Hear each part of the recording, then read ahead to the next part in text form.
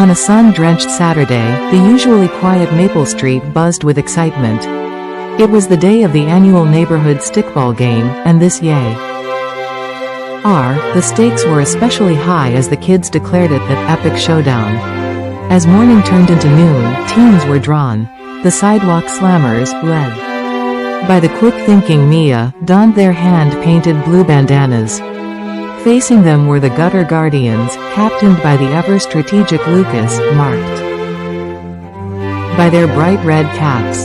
The street was their stadium, lined with chalk-marked bases and a makeshift home plate. Neighbors peered out of windows or NGED in lawn chairs, ready to cheer on the youthful athletes. With a shout and a flip of a coin, the game began. Lucas was the first to bat. Rubber ball with a thwack that echoed off the walls of the houses. It soared, dancing over the power lines, and landed deep past Mia's reach. His teammates erupted in cheers as he dashed through the homemade bases. The slammers were quick to respond. Sophia, the smallest player, surprised everyone by hitting a sneaky ground ball that slipped right between two guardians.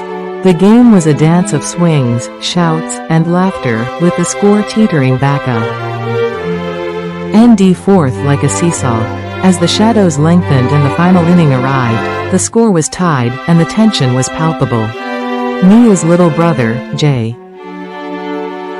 stood at home plate. Swinging with all his might, the ball popped high and dodged into an open garage door, the ultimate surprise home run. The slammers sprinted around the bases, claiming their victory. Cheers erupted as both teams shook hands, grinning from ear to ear. The epic game was more than a win or loss, it was a testament to their spirited camaraderie. Maple Street had once again come alive with the timeless joy of a game well played.